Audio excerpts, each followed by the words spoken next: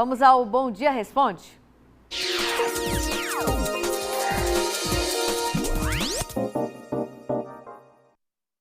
Vamos falar hoje sobre alienação parental, um assunto de extrema importância que afeta o bem-estar dos filhos depois da separação dos pais. Você pode participar perguntando pelo QVT ou WhatsApp. Ao vivo, a gente conversa com o advogado do Direito de Família, especialista nessa área, Guilherme Augusto Martins. Tudo bem, doutor Guilherme? Bem-vindo. Olá, bom dia, Josielma. Tudo ótimo? Tudo bem. Doutor Guilherme, em alguns estados do país houve um crescimento no número de processos por alienação parental durante a pandemia. O senhor que milita nessa área do direito da família, direito de família, pode nos dizer, aí na sua análise, o que tem levado ou contribuído para aumentar esses números em outras regiões? De repente é a mesma situação aqui no Tocantins, durante esse período de maior distanciamento ou de isolamento social? Então, Juscelma, esse tema está intimamente ligado às relações conjugais. Obviamente que a alienação parental não se limita aos companheiros, aos cônjuges, aqueles que têm alguma relação conjugal, mas com o rompimento dessas relações afetivas, é muito comum que com isso vem ali uma carga de ressentimento, existe esse momento, né, muitas vezes com o rompimento dessas relações e por consequência uma das vítimas de todos esses sentimentos negativos são os filhos, né, de forma consciente ou inconsciente, os pais ali acabam tendo o seu filho como uma moeda, como um instrumento de ataque do outro, mas não percebe que o principal prejudicado é o próprio filho, a própria criança, o próprio adolescente, que muitas vezes ali acaba sendo afastado do convívio do seu genitor. Se a gente puder conceituar, o senhor já fez isso, mas trazendo alguns aspectos, é uma prática que um dos pais acaba promovendo de repente falar mal do outro, dizer que o outro não faz isso ou não faz aquilo, não dá conta disso ou daquilo, ou buscando até destruir a imagem do outro para um filho, uma criança, seja criança, adolescente, ou até mesmo já numa condição de idade mais, seja maior. Não é isso? Se a gente for resumir? Perfeitamente. Embora seja comum essa prática pelos genitores para afastar o outro genitor, mas também qualquer outro parente, qualquer outra pessoa que tenha uma relação de cuidado, algum compromisso, alguma responsabilidade sobre aquela criança, esses podem praticar ato de alienação parental. A lei ela traz alguns exemplos de como se caracteriza essa alienação parental, né? Então, ali, a gente vê essas práticas, né, de desqualificar o outro genitor, de criar uma imagem negativa sobre o outro genitor, como mais comum, mas não só, desde o afastamento do convívio, criar ali barreiras para que essa criança tenha acesso, possa conviver com o outro genitor, fazer falsas denúncias. Então, são várias possibilidades que a gente, de forma prática, pode trazer, mas não se limita a essas. Pois é, e até uma dúvida do Jânio. O senhor começou a responder, mas a gente vai apresentar o que o Jânio quer saber. Bom dia, meu nome é Jânio e eu queria saber se só os pais podem praticar alienação parental.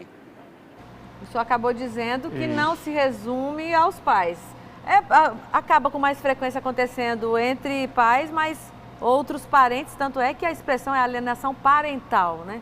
Com certeza, né? Então a gente vê com muita frequência avós praticando atos de alienação parental, tios, pessoas que, embora não tenham uma relação até mesmo de parentesco, mas ali tem a guarda daquelas crianças, são os tutores, são os responsáveis por aquelas crianças. A gente acaba enxergando tudo isso na prática, né? Então, até mesmo a gente o judiciário já tem entendido possibilidade de alienação inversa, né? Então, quando você tem ali o próprio idoso sendo uma vítima desta alienação parental praticada pelos filhos, os filhos saem da condição de vítima, de alienado, e se põe na condição de alienador, né? Então, é um tema bem bem amplo, estamos falando de pessoas vulneráveis e que por isso tem essa proteção especial. Certo. A gente vai para o questionamento do Ranieri. Bom dia, me chamo Ranieri. Gostaria de saber quais são os primeiros sinais da alienação parental. Da Ranieri, não do Ranieri. Perdão, Ranieri, obrigada pela participação. Quais são os primeiros sinais, então, doutor Guilherme? Esse é um assunto que está intimamente ligado, Josielma. Nós precisamos também das especialidades da psicologia, né? Então, a gente caminha lado a lado com os profissionais da psicologia. Eles que nos ajudam com estas respostas, inclusive nos processos judiciais.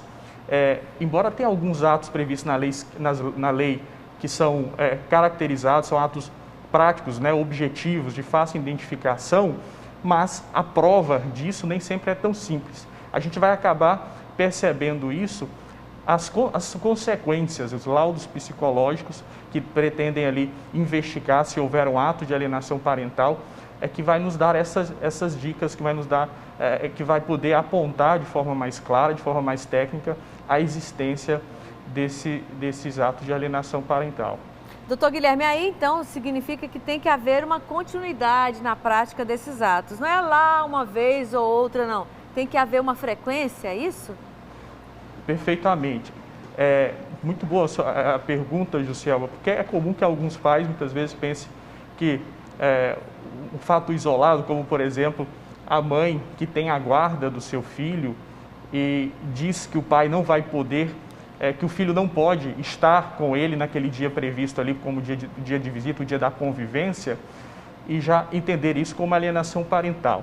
Tem que se entender, na verdade, o diálogo é sempre muito importante, quais as razões, quais o porquê disso. Agora, quando essa conduta ela se torna reiterada, o que indica ali, traz indícios de que de fato é algo deliberado por aquele genitor, por aquele cuidador, aí sim nós podemos perceber essa prática como prejudicial, como deletério, e que traz consequências, muitas vezes, imperceptíveis nessa fase, ou muito sutil, mas que com certeza isso interfere na personalidade, na formação, né, sobretudo na vida adulta desse sujeito. Por conta da alienação parental, o judiciário pode reverter uma decisão de guarda ou suspender a guarda para um dos genitores e passar para o outro genitor? Ou há a previsão, por exemplo, de chamar a atenção numa decisão judicial? Chama a atenção e dá um tempo para que a pessoa não faça mais aquilo, não pratique mais essa alienação, mas mantendo a guarda dos filhos com aquela pessoa. A lei ela traz alguns rigores para quem pratica esses atos de alienação parental, que vai desde a advertência, né, declarando que de fato existe ali uma alienação parental, porque muitas vezes a pessoa o alienador, ele tende a dizer que aquilo não é uma alienação parental, a recusar aquela prática, porque ele não enxerga de tal forma. Então, quando o judiciário declara que ali é uma alienação parental, ele pode, no primeiro momento, advertir. É uma dessas consequências. Isso pode se estender para aplicação de multas. Isso é muito eficaz, por exemplo, quando há ali um dos genitores ele dificulta o acesso do outro genitor.